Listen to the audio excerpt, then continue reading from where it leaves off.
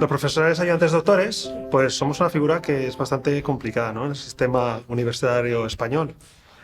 Estamos al inicio de nuestra carrera docente e investigadora, como aquí mis compañeros también presentes, y la verdad es que es un momento bastante frágil.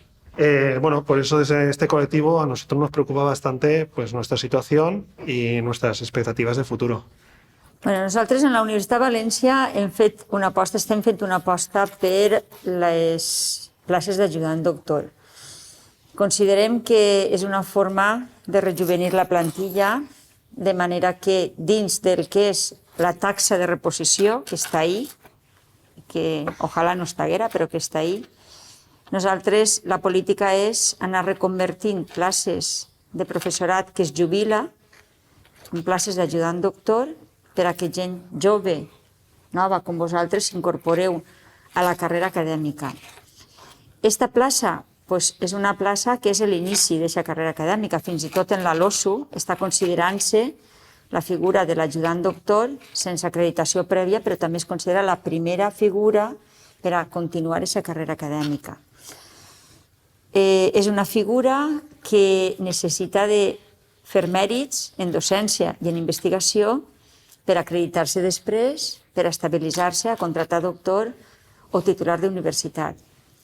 Nosaltres hem millorat la quantitat de places d'ajudant doctor en vora un 40%, en 150 noves places, però ho fem apostant per l'estabilització de vosaltres. És a dir, que no traiem més places d'ajudant doctor perquè seria una falta de responsabilitat, perquè en 5 anys màxim tenim que estabilitzar a aquests ajudants doctors que estan com vosaltres en aquests 5 anys màxim. Però no volem arribar a 5 anys que dura el contracte d'ajudant doctor. Volem que quan s'acrediteu, si fos possible en el moment s'acreditareu, poguereu estabilitzar-vos com a contractat doctor o titular. Això està marcat i limitat per la taxa de reposició. Estem adelantant ja el moment de l'estabilització a any i mig, quasi 2 anys, abans de que finalitzi el contracte. Precisament perquè som conscients que és una figura de trànsit, diríem, cap a l'estabilització. Bé, el que jo volia afegir a el que ha dit la rectora és que en la Universitat de València tenim una carrera que sí que està bastant ben establerta, és a dir, sabeu des del principi que arribeu, que és el que heu de fer, i sabeu que al final tindreu una oportunitat d'estabilització, no?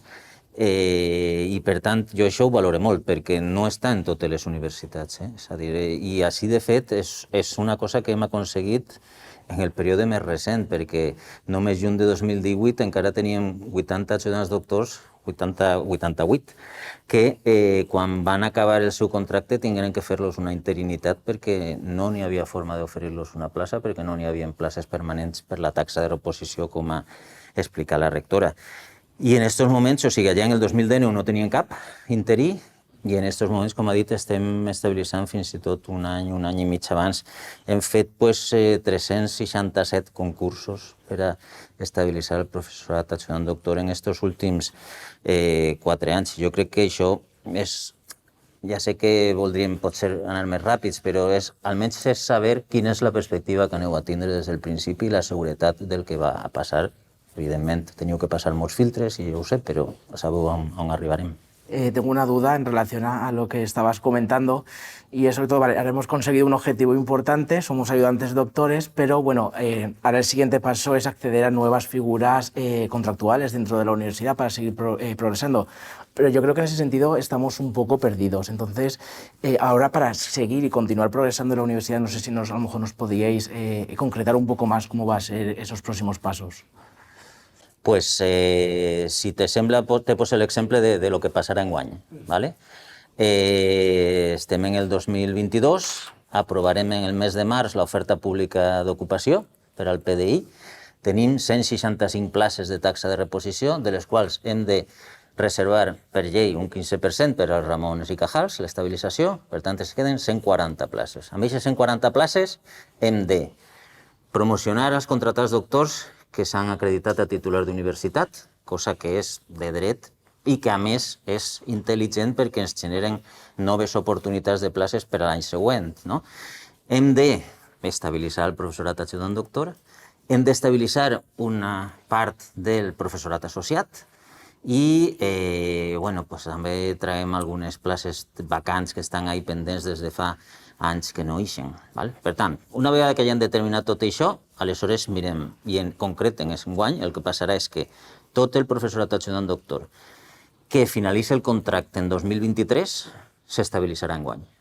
Si està acreditat a contracte doctor, a contracte doctor. Si està acreditat a titular d'universitat, a titular d'universitat. Fins i tot si no està acreditat li reservarem una plaça per a que encara puga acreditar-se en el temps que falta. I també enguany anem a arribar un poc a alguns de 2024. No a tots, ni molt menys, però sí a una part dels primers. Estan ordenats per data de finalització del contracte. Això a vegades ho pregunten els professors. I per què? A veure, la qüestió té que veure amb la finalització dels contractes. És a dir, no ens podem permetre el risc com a col·lectiu, com a universitat, de que alguna gent se trobi que quan arriba el seu moment d'estabilitzar-se no tinga una plaça per estabilitzar-se perquè algú que s'havia acreditat abans ja la té. Per tant, estem seguint un ordre rigorós de finalització de contracte i així se va decidir fa ja fora 5 anys o 6 amb acord dels sindicats i de tots els membres de la universitat i per tant això és el que farem. I a partir d'ahí, una vegada que ja estigueu estabilitzats com a titulars o contractats doctors, tindreu la vostra promoció a figures superiors com a resta de la plantilla. Per a nosaltres, com deia el company, la figura d'ajudant doctor no s'entén que al principi de certa estabilitat en la nostra carrera acadèmica nosaltres tinguem menys consideració que docents d'altres nivells o inclús que becaris postdoctorals. Això no és un problema de la universitat, fins i tot és problemàtic el nom d'ajudant. Nosaltres no som ajudants, som professors, som docents, no ajudem ningú. Tenim les nostres responsabilitats i també les nostres obligacions, però això no depèn efectivament de la universitat. A nosaltres ens ajuda molt, per exemple, la valoració de sexennis d'investigació, que també deia la companya, i ens ajuda molt també, per exemple, l'avaluació de la nostra docència.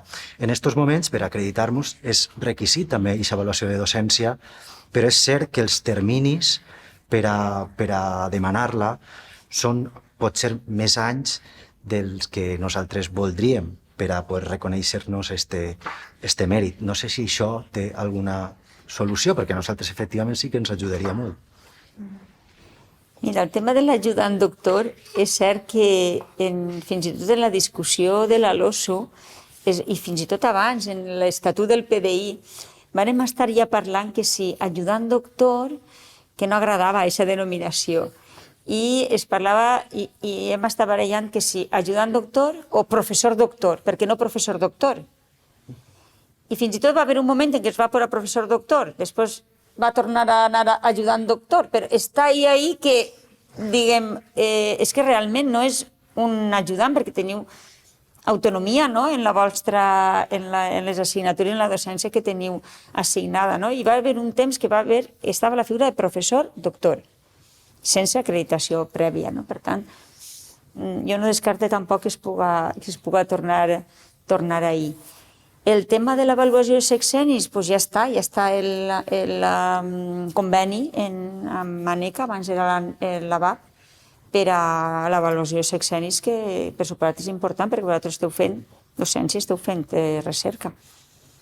Sobre l'avaluació de la docència, que comentaves, crec jo, no? Bé, anem a veure. Nosaltres fem una avaluació docent d'ofici quinquenal, perquè hem d'organitzar d'alguna manera tota la plantilla, i tota la plantilla cada 5 anys s'avalua. No obstant això, amb el cas dels ajudants doctors tenen una excepció sempre, és a dir, que qualsevol persona que estigui en un procés d'acreditació per el qual necessite, això s'ha de preveure en un cert temps, lògicament, necessite tindre l'avaluació docent, pot sol·licitar-la en el moment en el qual se fa cada any, per a que, encara que no li toque, entre cometes, se li fa aquest any, sempre que hagi tingut almenys crec que són 2 o 3 anys de docència per a poder avaluar. Però, que se poden fer fora del còmput habitual. a facilitar aquesta acreditació vostra, clar. El nostre compromís és amb les persones. Realment considerem que el centre de la universitat, el més important són les persones. És cert que aquestes persones necessiteu també recursos, infraestructures per a viure i impartir la vostra docència i fer la vostra recerca, però el més important és les persones, i quan diem les persones diem la seva estabilització i la seva promoció. Per aconseguir això necessitem que eliminen la taxa de reposició, perquè això que estàvem comentant ara mateix, i quan ens tocarà promocionar, quan podrem passar a una altra figura, doncs estem limitats per la taxa de reposició, que en aquests moments va flexibilitzant-se, en els últims anys s'ha flexibilitzat 100, 110, 120, però que resulta insuficient per a poder estabilitzar a totes les persones, tot el professorat, per exemple, ajudant doctor que està acreditat a hores d'ara. Si no tinguin la taxa de reposició, doncs podria fer-se aquest pas a l'estabilització abans. Jo recorde, fa molts anys, abans del decret verd, abans de la taxa de reposició, doncs quan un arribava als 3 anys d'ajudant doctor, automàticament li se treia la plaça per a la seva estabilització. Ara estem limitats per aquest número que ha dit el vicerector i que dius, bueno, si n'hi ha tants contractats doctors que passin a titular, si n'hi ha esta reserva per Ramon i Cajals, esta per el que queda, anem en la llista per antiguitat de contracte fins a on arribem per a cobrir aquest número de places. Però la taxa de reposició és una limitació que reivindiquem contínuament que la eliminen. Després el pla de finançament. El tema del pla de finançament és fonamental també perquè les universitats públiques valencianes, i especialment la Universitat de València, estiguen ben finançades per fer aquestes polítiques de personal. De fet, nosaltres, el que no s'hagi implantat el model de finançament que es va aprovar en el seu dia, que no s'ha arribat a implantar mai, hem perdut cada any 50 milions d'euros en el finançament que ens ha fet la Generalitat. Són molts diners per a fer política de plantilla, per a fer política de retribucions, a banda de que tampoc s'ha modificat el decret de retribucions, però aquest pla de finançament és una necessitat ja urgent i inajornable. I després està el conveni col·lectiu. En aquest conveni col·lectiu que vàrem acordar la Generalitat, sindicats i universitats públiques, en aquest conveni col·lectiu el professorat associat s'incrementava el seu salari en un 35% i el professorat ajudant doctor s'incrementava en un 13 o un 14%, que eren els dos col·lectius que més incrementaven el seu salari en aquest conveni col·lectiu. No s'ha pogut aplicar perquè no tenim l'autorització de la Generalitat, perquè té un problema d'autorització per part d'Hisenda. Però jo ho dic clarament, i ho ha dit esta matí en el claustre també, quan vàrem negociar el conveni col·lectiu, la conselleria ja sabia què estava comprometent i ja sabia de quants diners estaven parlant i ja sabia l'impacte que això tenia. El vàrem fer el preacord, però després no ens l'han autoritzat. I això realment és un problema, no tenir aquest conveni col·lectiu, perquè a banda que no tenim altres figures de contractació per les substitucions més que el professorat associat, però tenim col·lectius com el vostre, com el professorat associat, que tindrien una millora important en les seues retribucions. A mí me ha parecido personalmente una excelente idea que la Universidad de Valencia este año 2022 por primera vez nos haya permitido a nosotros, los ayudantes doctores, poder presentar un sexenio a la NECA. Ello nos permite pues una potenciación en la visibilidad y una oportunidad de reconocimiento de los méritos de la actividad investigadora. Por ello yo la verdad es que agradezco enormemente la oportunidad que nos ha brindado, ya que nos permite, si obtenemos este reconocimiento, a participar en doctorados de calidad, a participar en determinados tribunales de tesis doctorales e incluso poder figurar, o con mayor seguridad figurar como primer autor en proyectos de investigación financiados. Sabemos que ya se nos ha dicho que no se va a reflejar a nivel retributivo, pero ¿han pensado que este mérito se pueda de otra forma reflejar o reconocer? Val, pues anem a veure. Sí, efectivament, ja fa temps que vam reflexionar que el professorat ajudant doctor tenia que accedir a la possibilitat del reconeixement del sexeni. Ho hem fet fins ara a través de l'ABAP, ara ho farem a través d'un conveni amb ANECA perquè és la primera vegada que s'ha pogut fer. Me consta que la rectora, quan era vicerectora del professorat, va pressionar per aconseguir-ho i l'ANECA se va negar, mentre que ara han obert aquesta possibilitat i, per tant, immediatament l'anem a aprofitar sobretot perquè vos donarà novament una major seguretat i més rapidesa en la carrera, perquè quan arribeu al moment de consolidació, sobretot com a funcionari, el fet que estigui reconegut per ANECA farà que d'una manera molt ràpida se convalide i no tingueu que perdre un any sencer per aconseguir que se vos pugui incorporar al salari.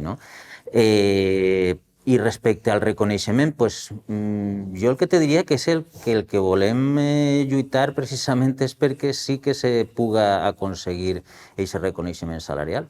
En el cas del professorat ajudant doctor, és un professorat que està investigant, per tant, en aquest cas no n'hi ha cap dubte, hauria de poder-se obrir. I el lloc per a poder-ho fer, novament, és una reforma d'una normativa legal, en aquest cas del decret de retribucions. Nosaltres ho hem demanat. I estem en això perquè jo crec que és la forma que se podria intentar aquest reconeixement, básicamente. Yo creo que una de nuestras preocupaciones también es el acceso a ayudas, de acuerdo, que nos permitan financiar nuestra participación en congresos, seminarios, el poder publicar en determinadas revistas o poder realizar cursos que a lo mejor tenemos que pagar una parte, ¿de acuerdo? En ese sentido también es especialmente difícil si no estamos incluidos a lo mejor en un proyecto o equipo de investigación. Entonces yo en este sentido mi consulta sería si habría la posibilidad de en el futuro poder acceder a convocatorias que fueran exclusivamente para la figura de ayudante doctor y poder acceder a ese tipo de ayudas. Bé, és un tema que és més bé de qüestions d'investigació, d'ajudes a investigació, etc. És cert que enguany hem tingut una oportunitat que, el problema és que no sabem si se tornarà a repetir, que és el programa de requalificació al qual ha pogut accedir una part del professorat ajudant doctor en unes condicions molt diferents de la resta d'estades. I pel que a mi me consta, per banda del vicerectorat d'investigació, sí que hi ha una intenció de mantenir i potenciar tot el programa d'ajudes pròpies a la investigació, en el qual problemes com el que tu planteges als inicis de la carrera acadèmica se podrien abordar. De fet, bona part d'aquestes ajudes específiques estan sent captades per als investigadors més joves, que són els que precisament tenen més problemes per a captar les ajudes d'un altre tipus de major envergadura. Per tant, sí que hi ha un compromís també en intentar facilitar-vos aquesta ajuda a la investigació. Comentando inquietudes que con otros compañeros ayudantes doctores, por lo menos de mi campo, sí que consideramos que sería bastante interesante que tan pronto como estuviésemos acreditados a figuras contractuales superiores, pues contratado doctor o titular, que se pudiesen habilitar plazas para que pudiésemos acceder a ellas. Yo sé que este año la universidad ya ha hecho un esfuerzo en eso, de adelantar algunas plazas para titular y demás, pero creo que sería bastante interesante potenciarlo, sobre todo teniendo en cuenta que en la situación en muchos departamentos, el mío incluido, pues hay gente muy mayor y va a haber en los próximos 5 o 10 años una jubilación masiva de profesores que va a dejar ahí un vacío bastante importante. Sí, efectivamente l'envelliment de la plantilla és una situació que tenim a la nostra universitat, en uns departaments més que en altres, i que en els pròxims 4 anys, 10 anys, un percentatge molt important de la plantilla es jubilarà. El problema que tenim ahí, de nou, és la taxa de reposició, perquè no podem traure, les vacants que traiem també entren dins de la taxa de reposició, i per tant el que fem és transformar aquestes vacants per jubilació en places d'ajudant doctor per després anar a l'estabilització. Si no tinguem la taxa de reposició, sí que podríem, una fórmula seria adelantar l'estabilització d'ajudants doctors que en 3 anys de contracte, per exemple, estagueren acreditats, tots estabilitzar-los d'atacar en una oferta pública d'empleo. Però tenim les places per la taxa de reposició que tenim i no en tenim més, perquè això sí que permetiria en aquells departaments que tenen un percentatge molt alt de professorat en més de 65 anys estabilitzar a l'ajudant doctor, per exemple, que en 3 anys de contracte està acreditat, plaça de contracte doctor, s'estabilitza. I si fa falta una plaça ajudant doctor nova, la donem per a que aquest departament, si té dèficit estructural, vaja situant-se bé, no? En places bones, en places bones que tenen una continuïtat. Però el problema que tenim ahir és la taxa de reposició. Necessitem que es flexibilitzi molt, i molt és 150% o més, perquè menys no arribarem a estabilitzar amb l'agilitat que voldríem per a realment anar substituint bé la plantilla, rejuvenint la plantilla. Pensem que un percentatge alt d'ajudants doctors, no sé si és un 45%, té més de 40 anys.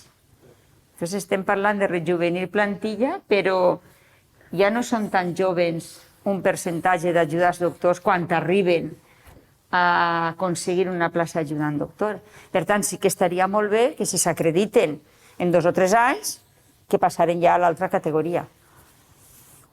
A veure si flexibilitzen la taxa de reposició, el suficient. De fet, fa 2 setmanes, quan va vindre el ministre d'Universitats a la Universitat de València, li vam insistir en aquesta qüestió, és a dir, els problemes estructurals de la plantilla d'envelliment, sobretot, però també d'insuficiència de plantilla pura i dura, perquè hem tingut anys en els quals la taxa de reposició ha sigut el 0% directament, és a dir, la gent se jubilava i no podien treure cap plaça per a substituir a ningú, i l'insistíem en que és necessari un pla de xoc molt seriós lligat a la LOSU, amb un finançament important, un pla de xoc que permeta estabilitzar a la gent que ja tenim acreditada, entre ells molts ajudants doctors que estan ahí esperant a poder treure una plaça, i després també de dotació de noves places d'ajudant doctor. Li diem que com a mínim en aquesta universitat, com a mínim, 400 places d'ajudant doctor noves farien falta. I a partir d'ahí podem començar a planificar ja d'una manera més raonable. Clar, això si no hi ha un compromís molt important per banda dels governs, tant estatal com autonòmic, de resoldre aquest problema, doncs nosaltres continuem dins dels nostres límits. Com ha dit abans la rectora, ens agradaria treure les 400 places d'ajudant doctor de colp, però és que això no és raonable en el context actual, seria portar-vos a un carreró sense eixida després, no? I per tant, anem acompassant, però sí que esperem que en aquest nou temps de reformes legislatives, doncs, aquestes coses se puguen flexibilitzar i tindre un finançament superior. I a més, això sí que suposaria unes noves expectatives per a la gent jove, el que vegueren que hi ha una política que poguérem traure moltes places d'ajudant doctor per la gent que està fent la tesi, veuria una possibilitat, la gent que vol quedar-se a la universitat. I després també, quan un entra en una plaça d'ajudant doctor, com per exemple tu que acabes d'entrar, estaries molt motivat també per acreditar-te el més aviat possible, perquè saps que en el moment que acredites pots promocionar i ja tenir una figura estable. Però anem a continuar reivindicant-ho i esperem que el govern també veja que aquest pla de xoc al que referia el vicerector és necessari en la universitat pública perquè va quedar molt, molt tocada. Pertenezco al ámbito sociosanitario y la verdad es que el 60 o 70% de los puestos están ocupados por mujeres. Sin embargo, la tendencia se invierte en cargos de dirección, en lo que los ostentan principalmente los hombres. En el año pasado, el año 2021, el CSIC seguía alertando de ese techo de cristal que permanece en las mujeres, sobre todo científicas, en las que cuando una mujer intenta acreditarse para aspirar a profesor titular o a catedrático, se encuentran que requiere de una forma exclusiva una dedicación de muchísimas horas de investigación y docencia. Pero no olvidamos que esos años coinciden en gran parte a un momento vital para la mujer como es la maternidad. Y en estos momentos sería importante poder ayudar y estas mujeres con una gran vocación docente, investigadora, que pudieran verse apoyadas en ese momento de conciliación. Por eso a mí me gustaría sobre todo preguntarle que, como madre investigadora, ¿qué podría aconsejarme a mí? Yo soy madre de 3 niños menores de 5 años y ¿Y cómo podría combinar la carrera de docente e investigadora con el papel de madre en el día a día? Pues mira, yo te comprendo perfectamente. Más. Jo no he viscut aquesta situació de 3 xiques menors de 5 anys, però sí 2 xiquetes menudes també. I realment, jo també, en la meva carrera, moltes vegades m'han preguntat i com has pogut conciliar la vida acadèmica i de gestió i arribar a ser rectora? I jo dic, bueno, pues, realment jo ho he conciliat ja quan les meves filles han tingut una determinada edat. Jo si hubiera tingut l'oportunitat, no m'haguera plantejat ser degana a la Facultat de Psicologia si les meves filles hagueren tingut 5 anys, 7 anys. No m'ho haguera plantejat, francament, perquè està aquesta situació de criança que hem avançat molt, però que queda molt encara per recórrer. I jo ho vaig poder fer, doncs jo em vaig preparar la titularitat d'universitat, només tenia encara una filla i el meu home totes les vesprades s'encarregava de la xiqueta perquè jo em poguera preparar la titularitat. Té que estar aquesta corresponsabilitat, perquè si no és impossible. I jo tinc en la meva carrera, tinc un parèntesi, que és des del que vaig preparar la titularitat, després vaig decidir tindre una altra filla i després vaig tardar prou més anys a tindre la càtedra i després de la càtedra ser degana a la facultat i després ja he enganxat la gestió sense parar. Però que realment és un esforç important.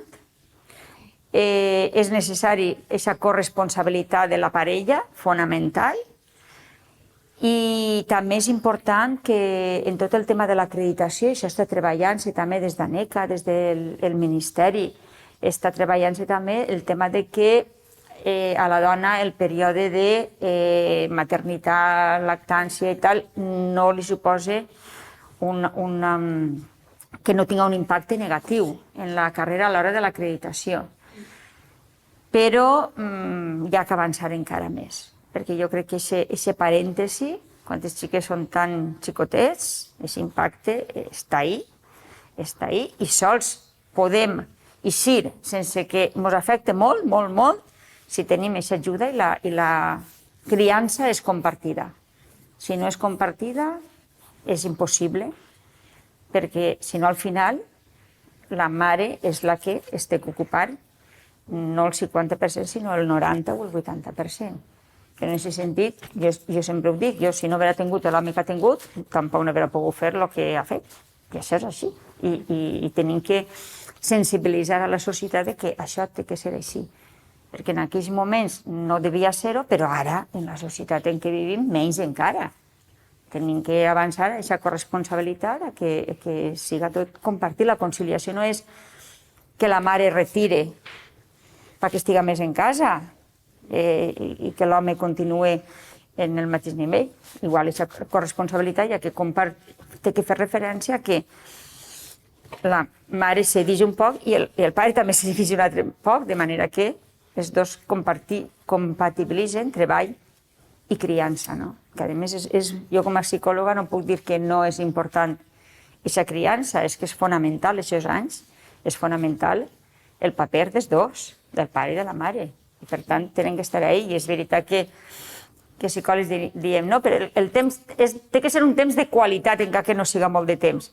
Però aquest temps té que existir. Si no hi ha temps, no hi ha qualitat del temps. Per tant, això és important no perdre-ho de vista. I de veritat, hi ha circumstàncies en què el veus arrossegada perquè dius, tinc que acreditar-me, tinc que publicar, tal.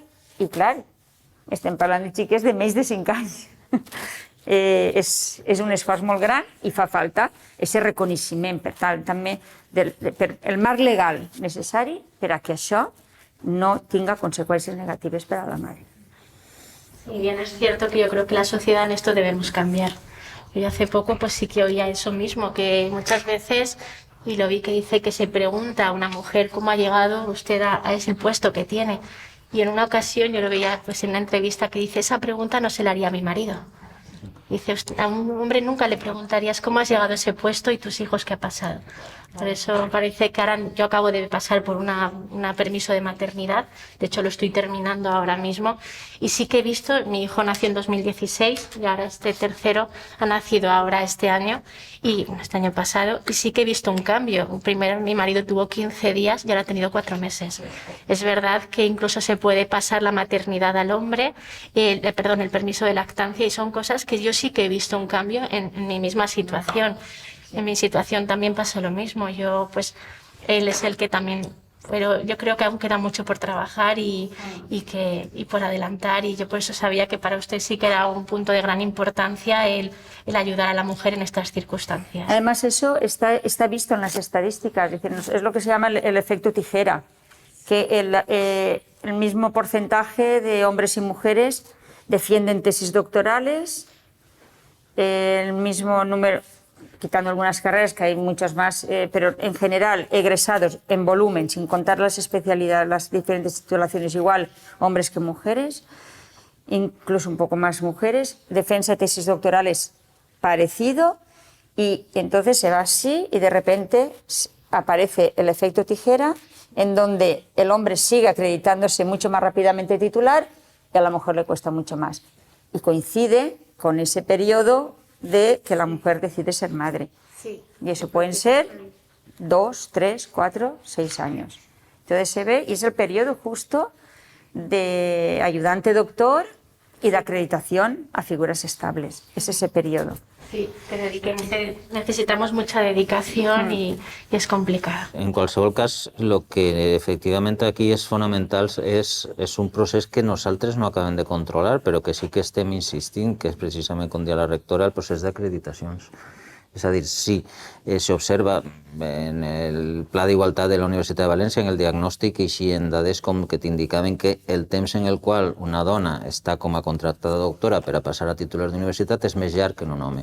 El temps que està en titular d'universitat una dona per a passar a càtedra és més llarg que en un home. I això està relacionat clarament amb el procés d'acreditació, perquè quan ens pregunten a nosaltres jo sempre dic, no, jo en quan que vos acrediteu teniu la plaça per a la promoció. Això és la política que tenim nosaltres. Per tant, el problema és que en els processos d'acreditació no s'estan tenint adequadament en compte circumstàncies personals, diferències, avui en el claustre se parlava, diferències per àrees de coneixement, no totes són iguals, i això està fent un poc que l'acreditació a vegades s'estiga convertint en una espècie de carrera d'obstacles que tampoc és raonable. És a dir, l'acreditació, comentaven en la directora d'ANECA quan va vindre a València fa uns mesos, hauria de ser un procés en el qual, amb una dedicació normal a l'activitat docent investigadora, les persones pogueren acreditar-se, no amb una renúncia absoluta a la seva vida. Això no té sentit, no és sa ni per a les persones, ni per a la comunitat universitària, ni per a la societat, ni per a l'aprenentatge. I per tant, ahir crec que els processos d'acreditació han de millorar bastant, i en això l'ANECA nosaltres hi hem insistit moltes vegades i continuarem insistint.